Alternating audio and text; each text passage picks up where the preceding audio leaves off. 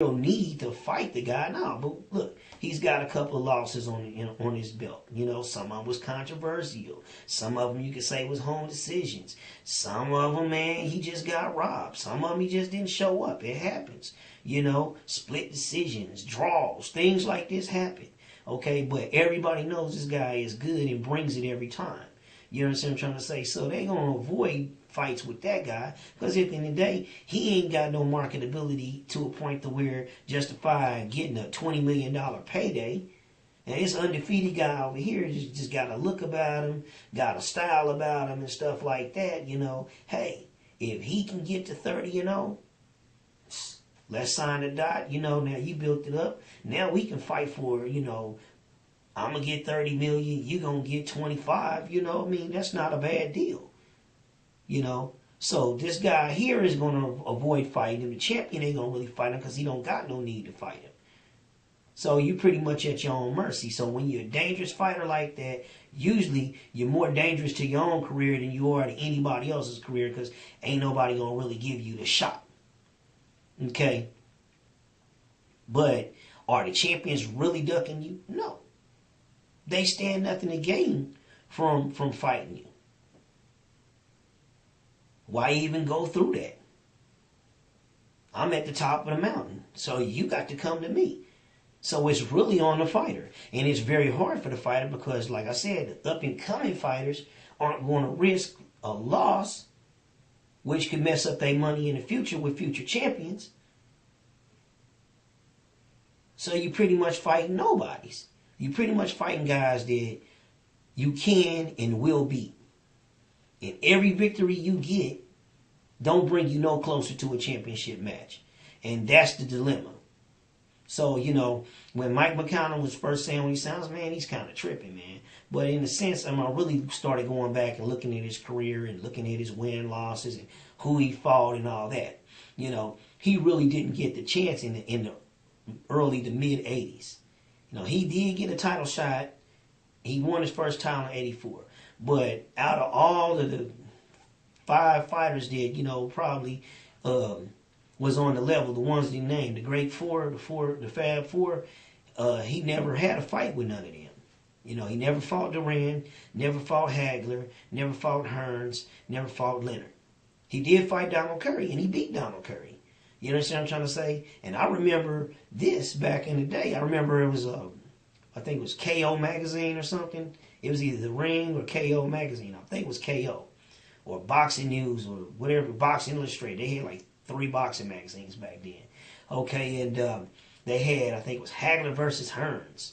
And then Donald Curry was like, well, I'm better than both of them, you know. And they got his picture in the middle, you know. So it was like Donald Curry was hot at one point, you know.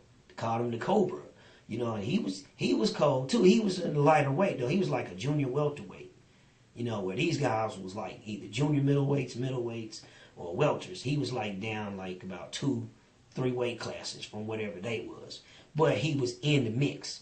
I'll give you another example.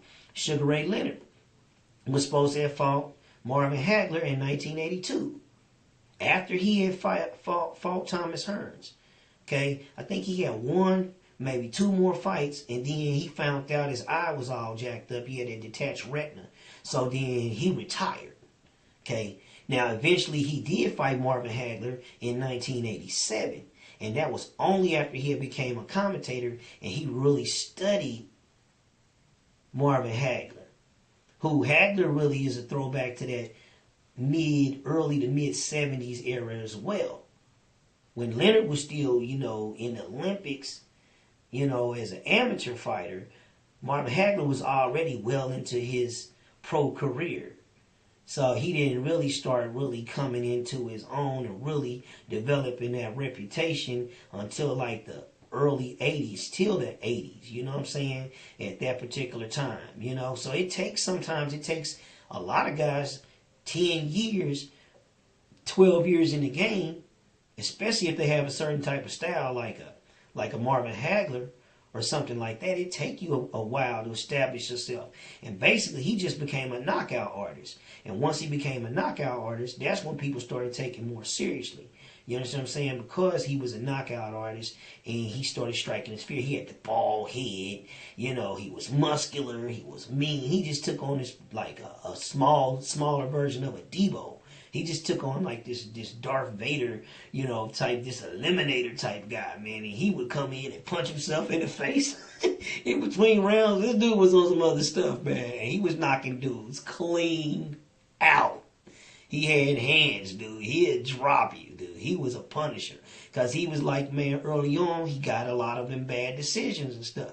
Fought tough fights against guys and stuff. And they would outscore him, you know. The judging wouldn't turn out to where he felt he did. So he was like, man, I'm not even going to let the fight be close. I'm knocking you out. They can't screw me around on a knockout. And so that's what he started doing, knocking cats out. And then when he started going on his streak like this, that's when they had to recognize it. And he was a champion. He put on great things. And so then the fact that he was able to fight a Roberto Duran, that boosts his career. Like I said, Marvin Hagler wasn't really gained nothing by fighting Mike McCallum. You understand what I'm trying to say? Duran was still chasing Leonard, Hagler, and Hearns. So Mike McCallum, at the end of the day, he's not somebody you want to have a tune-up match against. You know, that's the toughest tune-up you ever gonna have. You know what I'm saying? So it's like, man, ain't nobody gonna mess with that. And once you connected and you a great champion, and this one's a champion in champion fights, you know, former champs and stuff like that, they can jump up in there a lot faster if they got the name recognition. They can jump up in there and get a fight almost immediately with whoever the champ is. And they'll do it because, and the fans want to see it. That's the thing. It's not like Mike McCallum's name was on the tip of every fan's, you know, tongue. Oh, man, Mike McCallum. So nobody's really going to sit there and push for you. You see what I'm saying? Which is my next thing. You know, no one will fight you and no one will take up your cause. You know, at the end of the day, man, you know, you'll be known as a good fighter. Trainers, people like that, maybe if you happen to be from a hometown of that particular fighter and you've always heard about their exploits and that there was a name in the crowd, of course, yeah, you're going to look up to the guy. You know, or your trainer used to train him, you know, and he talks about him a lot. And I always tell you, you know, the same way he would set his jab up, you know, and he give you that old sage advice, you know, then of course. But in the reality of it, in the fight game, because it is a game as well, okay, and there's other aspects of the game that ain't got nothing to do with the actual what goes down in the ring. There's a lot of politics and stuff and a lot of things you got to go through. So at the end of the day, man, he just got caught up. But if you really look at it, he did get his titles in the 90s. He still fought up until like 97. Like his third to last fight, he won the light heavyweight championship. You know, so that in and of itself is an accomplishment. You know, so he's still going to go down in the record books. But yeah, I'm pretty sure, you know, of course, that's your dream to fight the best fighters in your era. You know, see, he put on a classic series of fights with James Toney and Roy Jones Jr.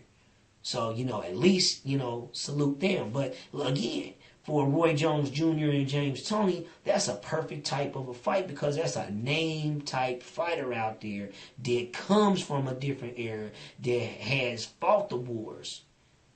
And he didn't get his chances against the great fighters to say, hey, I'm one of those too. Even though they will acknowledge he's a great fighter, you know. So it is kind of tough when you go to the WBC convention and then you see Marvin Hagler and you see Hearns and you see Duran and you see Leonard and Marvin Hagler tries to get your attention and says, hey, man, you know, I always had respect for you. But you're like, but, man, you wouldn't fight me. If you really respect me, why you give me a fight? I'm trying to make money and take care of my family and live a better life and stuff. And if a fight with you would have helped me do that. But again, it's a whole nother thing, and I think that's the reason why Hagler even reached out to Homeboy in the first place was because at the end of the day, he knew dude was a good fighter, but he was playing the game. He was doing the business thing, and he fought the type of fights that was going to boost his career and make him the maximum amount of money. If I'm going to take the risk, then I'm going to get the reward that comes along with it. And there just wasn't no reward in fighting Mike McCallum if you a Marvin Hagler, or you a Roberto Duran, or you a Sugar Ray Leonard, or a Thomas Hearns. Because I can make a gang of money fighting the other three. Win, lose, or draw, I'm still going to be good. All I did was give you a chance. I mean, it may sound kind of messed up. But once again, if there's nobody else to fight, and I'm Marvin Hagler and Mike McCallum,